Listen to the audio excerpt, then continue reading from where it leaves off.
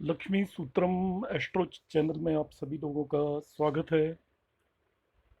ज्योतिष सीखें सीरीज में आगे बढ़ते हैं। हमने प्रीवियस क्लास में एक्सप्लेन किया था डिफरेंट हाउसेस को किस तरीके से क्लासिफाई किया गया है। तो उसमें हमने बेसिकली बताया था कि केंद्र हाउसेस कौन से होते हैं, पनफर हाउसेस कौन से होते हैं, एपोक्लिम हाउसेस कौन से होते हैं और ट्राइन हाउसेस कौन से होते हैं। जब भी हम एस्ट्रोलॉजी की बात करेंगे, आप कोई भी क्लासिक्स पढ़ोगे तो इनका मेंशन आएगा बार बार, केंद्र, त्रिकोण, पनफर, एपोक्लिम। तो हमें इन चीज़ों की जानकारी होनी चाहिए और अच्छे से हमेशा मालूम होना चाहिए कि किस हाउस को हम एपोक्लिम या केंद्र बोलते हैं या किसको त्रिकोण बोलते हैं। अब इसी सीरीज में हाउस के क्लासिफिकेशन में हम आगे बढ़ते हैं। उपचय हाउसेस और इंक्रीजिंग हाउसेस ये एक कैटेगरी है। बोलेंगे कि ये प्लेनेट उपचय हाउसेस में है, तो हमें समझ में आना चाहिए कि उपचय हाउसेस का क्या मतलब है। तो आपके चार्ट का third house, this is third, sixth house, 10th house and 11th house, in houses को उपचय हाउसेस बोलते हैं। 3, 6, 10, 11, ये हमारा फर्स्ट हाउस होता है। यहाँ से काउंटिंग शुरू करते हैं तो third, six, 10th and 11th, in houses को उपचय हाउसेस बोलते हैं। उपचय का मतलब होता है इंप्रूवमेंट, ग्रोथ और प्रोग्रेस। तो ये इन हाउसेस में जो भी प्लेनेट होगा वो आपकी लाइफ में इंप्रूवमेंट देगा। These are called houses of growth and prosperity. जो भी प्लेनेट इन हाउसेस में आएगा वो आपका ग्रो और इंप्रूवमेंट को रिप्रेजेंट करेगा। पर्टिकुलरली जो आपके अशुभ या मेलिफिक प्लेनेट उपचय हाउसेस में हो तो ऐसा माना जाता है कि वो अच्छे रिजल्ट देते हैं। मेलिफिक प्लेनेट आपके कौन कौन से हैं? मंगल हो गया, शनि हो गया, राहु हो गया, केतु हो गया। तो ये उपचय हाउसेस में हो तो अपने दशा पीरियड के अंदर जब उनकी दशा और अंतरदशा आएगी, जिसके बारे में हम आगे बात करेंगे, कैसे पता करते हैं दशा अंतरदशा कैसे आती है, तो वो अच्छे रिजल्ट देंगे। स्ट्रेंथ ऑफ केंद्र एंड त्रिकोण हाउसेस। केंद्र आपको बताया 1, 4, 7, 10, त्रिकोण का बताया 1, 5, 9। वो डिसाइड करते हैं आपका name and fame and monetary position, कितना पैसा होगा, कितना नाम होगा, कितनी प्रसिद्धि होगी। और उपचय हाउसेस आपको बताते हैं कि आपके अंदर कितना पोटेंशियल है और आपको कितनी अपॉर्चुनिटीज मिलेंगी। तो आपकी अपॉर्चुनिटीज को रिप्रेजेंट करते हैं उपचय हाउसेस, इसीलिए हमें इन्हें उपचय हाउसेस बोलते हैं। इंक्रीजिंग हाउसेस आपकी ग्रोथ को रिप्रेजेंट करते हैं। और मेलिफिक प्लेनेट जब भी 3, 6, 10, 11 हाउस में हो तो ऐसा माना जाता है कि वो अच्छे रिजल्ट देंगे। दोस्तों, अभी तक आपने ये चैनल सब्सक्राइब नहीं किया है तो आप चैनल को सब्सक्राइब कर सकते हैं। किसी को कोई भी एस्ट्रोलॉजी रिलेटेड यदि कोई कंसल्टेशन चाहिए तो वो व्हाट्सएप नंबर यहाँ पर मेंशन्ड है, उस पर place of birth, date of birth, time of birth और अपना जो भी प्रश्न या क्वेरी है उसको व्हाट्सएप नंबर पर भेज दें तो आपको जल्दी से जल्दी इसके बारे में सलाह दी जाएगी। अब आता है उपचय हाउसेस के बाद हाउसेस आते हैं अपचय और डिक्रीजिंग। तो उपचय से जस्ट उल्टा है। अपचय हाउसेस होते हैं 1, 2, 4, 7, 8। First house, second house, fourth house, seventh house and eighth house. 3, 6, 10, 11 को हमने उपचय बताया। 1, 2, 4, 7, 8 हाउस को अपचय हाउसेस बोलते हैं। इन हाउसेज में जब भी कोई ग्रह होता है तो वो अपनी पावर को लूज कर देता है। The grass in these places loses power as the time passes. धीरे धीरे वो टाइम के साथ अपनी पावर लूज कर देता है और अपने रिजल्ट उम्र बढ़ने के साथ साथ देना कम कर देता है। इन हाउसेस के अंदर यदि आपके अशुभ ग्रह या मेलिफिक प्लेनेट बैठे हों तो वो अच्छे रिजल्ट नहीं देते, इसलिए इन्हें अपचय हाउसेस बोलते हैं। तो उपचय को मैं फिर रिपीट कर रहा हूँ, यहाँ पे मैं दोनों एक्सप्लेन करूंगा। उपचय हाउसेस क्या होते हैं और अपचय हाउसेस क्या होते हैं। यहाँ पे ये आपका हाउस नंबर 1 है, ये आपका हाउस नंबर 3, 6 और ये 10 और ये 11, इनको उपचय हाउसेस बोलेंगे। इसको आप छोड़ दीजिए।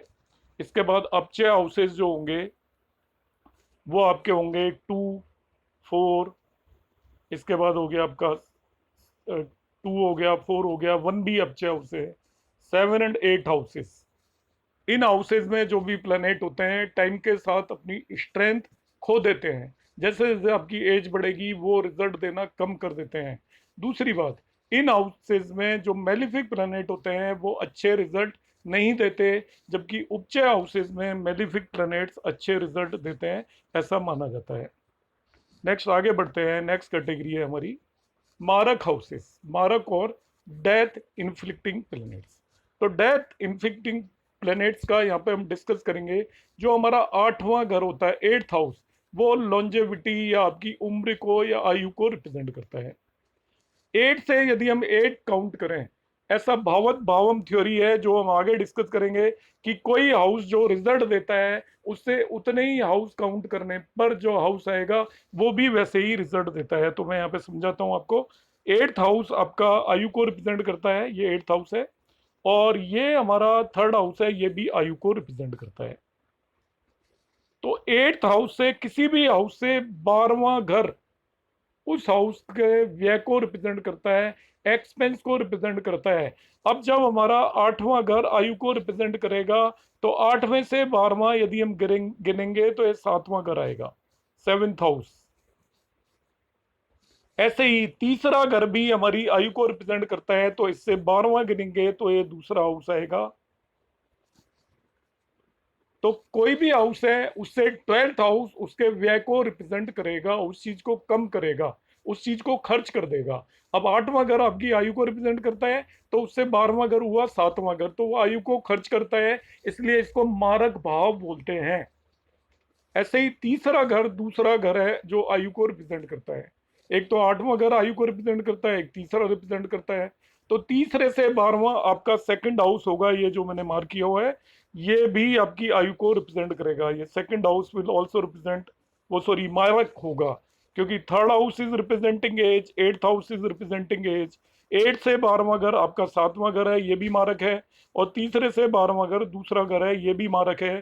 तो इन हाउसेस में जो भी प्लेनेट बैठे हो या इनके जो भी लॉर्ड हो, स्वामी हो, वो आपको क्या करेंगे, अपनी दशा और अंतरदशा जब उनकी आएगी तो उसमें वो या तो आपको मृत्यु तुल्य आपको कष्ट देंगे। और इन्हीं की दशा और अंतरदशाओं के कॉम्बिनेशन में नेटिव की डेथ भी होती है। वो डिटेलिंग में हम आगे जाके पढ़ेंगे। इसलिए इन प्लैनेट्स को मारक प्लैनेट बोलते हैं। तो जो दूसरा और 7वां घर है, इसलिए दूसरे और 7वें घर को मारक हाउसेस बोलते हैं। तो मारक हाउसेस के बारे में जब भी बात की जाए तो हमें समझना है कि ये सेकंड और 7th हाउस की बात की जा रही है। अब नेक्स्ट क्लासिफिकेशन हम करेंगे। मारक हाउसेस ने बता दिया, दुस्थान और इविल हाउसेस।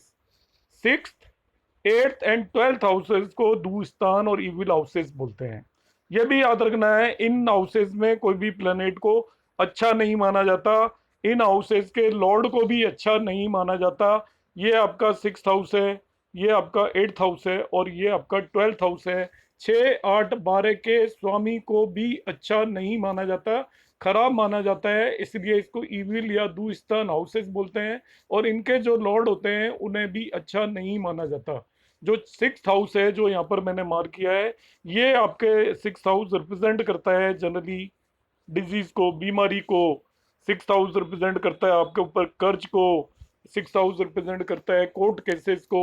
ऐसे ही 8th हाउस आपका रिप्रेजेंट करता है बहुत लंबी बीमारी को, क्रॉनिक डिजीज को रिप्रेजेंट करता है।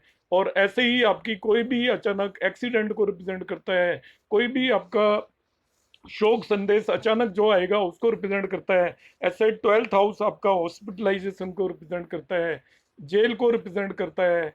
इसी तरीके से आपका कन्फाइनमेंट, कहीं आप कैद होकर रह जाओगे, इस चीज को रिप्रेजेंट करता है। खर्चों को रिप्रेजेंट करता है। तो 6ठे, 8वें और 12वें घर को दुस्थान या इविल हाउसेस कहेंगे।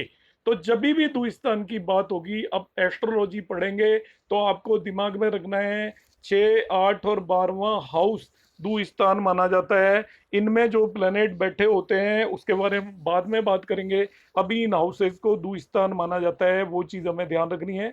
इसके बाद हम नेक्स्ट क्लासिफिकेशन करेंगे, बाधक और ऑब्स्ट्रक्शन।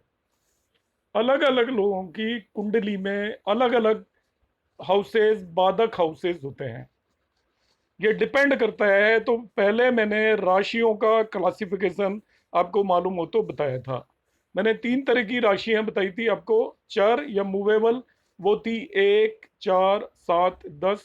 दूसरी बताई थी फिक्स्ड या स्थिर, वो थी आपका 2, 5, 8, 11। तीसरी बताई थी द्विस्वभाव या डुअल, वो थी आपकी 3, 6, 9, 12। तो अलग अलग तरह की राशियों के लिए अलग अलग तरह के भाव, बाधक भाव या ऑब्स्ट्रक्शन हाउसेज होते हैं। जो भी मूवेबल साइन होता है 1, 4, 7, 10 के लिए आपका 11वां भाव बाधक भाव होता है। फिक्स राशियों के लिए 9वां भाव बाधक भाव होता है। और डुअल साइन के लिए 7वां भाव बाधक भाव होता है। उनके जो लॉर्ड होते हैं या प्लैनेट होते हैं वो आपके कामों में बाधा डालते हैं। तो जिन नेटिव्स के राशि 1, 4, 7 या 10 होती है लग्न, उनके लिए ये 11वां भाव बाधक भाव है। जिनकी लग्न के अंदर 1 लिखा हो, 4 लिखा हो, 7 लिखा हो, 10 लिखा हो मूवेबल, उनके लिए 11वां भाव बाधक भाव है। जिनकी लग्न में आपका 2, 5, 8 या 11 लिखा हो, उनके लिए ये 9वां भाव बाधक भाव माना जाता है। और जिनकी लग्न में 3, 6, 9, 12 लिखा हो, उनके लिए 7वां भाव बाधक भाव माना जाता है। तो आप जब भी किसी का चार्ट देखेंगे तो उसकी लग्न देखकर यदि उसके कोई काम रुक रहे हैं तो हम देखेंगे कि उसका बाधक भाव कौन सा है, और उस बाधक भाव को हम स्टडी करेंगे। किसी भी भाव को किस तरीके से स्टडी किया जाता है ये आगे आप सीख जाएंगे। अभी फिलहाल हमें ये पता होना चाहिए कि बाधक भाव होता कौन सा है, तो उसी बेस पर हम आगे बढ़ेंगे। तो अब हमने बाधक प्लेनेट की बात की। अब एंड में हम आएंगे त्रिसाड्या और इविल हाउसेस। इन्हें अशुभ माना जाता है। इन हाउसेस के जो भी स्वामी होंगे, 3, 6, 11 भावों को अशुभ भाव माना जाता है। 3, 6, 11 यहाँ पे देखिए, हम चार्ट में देखेंगे। त्रिशाड्य, त्रि मीन्स 3, श मीन्स 6, आय मीन्स 11। 11वें भाव को आय भाव भी बोलते हैं। त्रिशार्ड हाउसेस, 3, 6, 11 हाउसेस को त्रिशार्ड हाउसेस बोलेंगे। तो ये हमारा थर्ड हाउस है, ये हमारा सिक्स्थ हाउस है, और ये हमारा 11th हाउस है। इन्हें त्रिशार्ड हाउसेस या अशुभ हाउसेस बोलते हैं। इन हाउसेस के जो भी लॉर्ड होते हैं उन्हें हमेशा अशुभ प्लैनेट माना जाता है। वो अपनी दशा और अंतर दशाओं में आपको अशुभ रिजल्ट देते हैं, बेनिफिक रिजल्ट नहीं देते। इसलिए 3 मतलब त्रि, शाह मीन्स 6 एंड आड्य मीन्स आया। त्रिशार्ड हाउसेस, 3, 6, 11 हाउसेस को हम त्रिशार्ड हाउसेस बोलते हैं। और इनके लॉर्ड को हम मेलिफिक कंसीडर करते हैं। वो अपनी दशा और अंतरदशाओं में अच्छे रिजल्ट नहीं देते। एंड में मैं इस जो भी आपका पिछली 2 क्लासेस में बताया है उसको मैं फिर से एक बार एक्सप्लेन कर देता हूँ। आपको हाउसेस के बारे में जानकारी होनी चाहिए। सबसे पहले होते हैं क्वाड्रेंट। तो 1, 4, 7, 10 को हम क्वाड्रेंट बोलते हैं। इसके बाद आता है आपका पनफर। तो पनफर होता है आपका 2, 5, 8, 11। और तीसरा आता है एपोक्लिम। एपोक्लिम का मतलब होता है 3, 6, 9, 12। ये एक क्लासिफिकेशन है। दूसरा क्लासिफिकेशन हमारा आएगा, उसमें हम कहेंगे ट्राइन या त्रिकोण। तो ट्राइन में जो हाउसेज होते हैं वो होते हैं आपके 1, 5 और 9। ये ट्राइन है, ये ट्राइन है और ये ट्राइन है। 1, 5 और 9 को हम ट्राइन बोलेंगे। तीसरा क्लासिफिकेशन इसके बाद हमारा आएगा, जो हम बात करेंगे दू स्थान की भी बात कर सकते हैं। तो दू स्थान ये आपका होता है 6, 8 और 12 दू स्थान होता है। फिर हमने मारक हाउसेस की बात की थी। तो आपका सेकंड और 7th हाउस को हम मारक हाउस समझेंगे। इसके बाद हमने त्रिसाड्य हाउसेस की बात की थी। तो त्रिसाड्य हाउसेस में जब भी आपको करना हो तो 3, 6 एंड 11 हाउसेस को हम त्रिसाड्य हाउसेस कहेंगे। तो इस तरीके से हमने सभी तरीके के हाउस को क्लासिफाई किया है। बाधक प्लेनेट अलग अलग लगने के लिए अलग अलग होते हैं। जब वो आपकी फिक्स राशि होती है तो 11th हाउस आपका बाधक हाउस है। इसके बाद यदि आपकी फिक्स राशि है तो आपका 9th हाउस बाधक हाउस है। और यदि आपकी डुअल साइन है, द्विस्वभाव राशि है, तो 7th हाउस बादक हाउस है। तो इस तरीके से मैंने आपको अलग अलग तरीके के हाउसेस के क्लासिफिकेशन को एक्सप्लेन करने की कोशिश यहाँ पर की है। इसके बाद आपका यहाँ पर एक नेक्स्ट आता है houses and they're not motives. Houses का क्या मोटिव होता है आपका, तो हाउसेज के मोटिव की बात करते हैं यहाँ पर एंड में। आपके तीन तरीके के, यहाँ पे चार तरीके के ट्राइन में इन 12 हाउसेस को डिवाइड किया हुआ है। इसके बाद एक इंसान की लाइफ के 4 ऑब्जेक्टिव अलग अलग होते हैं अलग अलग टाइम पर। इंसान की लाइफ का ऑब्जेक्टिव होता है धर्म, धर्म कार्य करना, अर्थ पैसा कमाना, काम एक्टिविटी करना आपकी, उसमें वर्क रिलेटेड हो सकती है और आपकी फिजिकल एक्टिविटीज हो सकती हैं, और लास्ट मोटिव होता है मोक्ष। तो कौन कौन से हाउस किस काम के लिए रेस्पॉन्सिबल होते हैं एज पर वैदिक एस्ट्रोलॉजी। ह्यूमन लाइफ के 4 आपके पैरामीटर्स हैं और इन 4 पैरामीटरों को कौन कौन से हाउसेज आपके इन्फ्लुएंस करेंगे। जो हमारा 1, 5, 9 हाउसेज है, ट्राइन हाउसेज 1, 5, 9, इन्हें धर्म हाउसेज बोलते हैं। तो नेटिव का धर्म की तरफ कैसा इंक्लिनेशन होगा वो आपको 1, 5, 9 हाउसेज इंडिकेट करेंगे। उसके पास कैसा धन होगा, वो किस तरीके से धन कमाएगा, इसके बारे में आपको जानकारी लेनी है तो नेटिव के 2nd, 6th और 10th हाउस को हम देखेंगे। इन्हें हम अर्थ हाउसेस बोलते हैं, पैसा मनी कमाने वाले हाउसेस बोलेंगे। दूसरा घर, छठा घर और 10वां घर। काम हाउसेस में सेक्सुअल एक्टिविटीज और अपोजिट सेक्स से रिलेटेड एक्टिविटीज होंगी। दूसरे की तरफ आप कितना आकर्षित होंगे, आपका कैसा व्यवहार होगा, वो आपके 3rd, 7th and 11th houses को हम काम हाउसेस बोलेंगे। मोक्ष हाउसेस होते हैं फिर आपका 4th, 8th एंड 12th।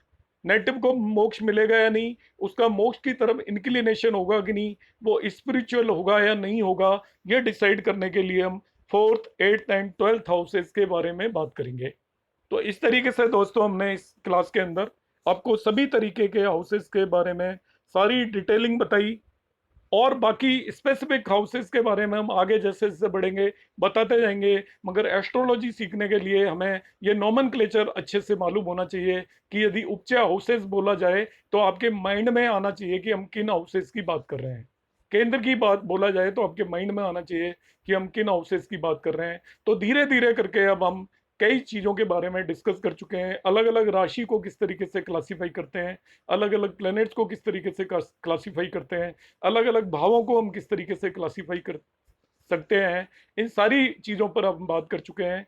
आपको मेरा वीडियो ये कैसा लगा, आप कमेंट बॉक्स में ज़रूर कमेंट डालिएगा, जिससे कि इसमें आगे इम्प्रूवमेंट की कोशिश की जा सके। आप सभी लोगों का बहुत बहुत धन्यवाद।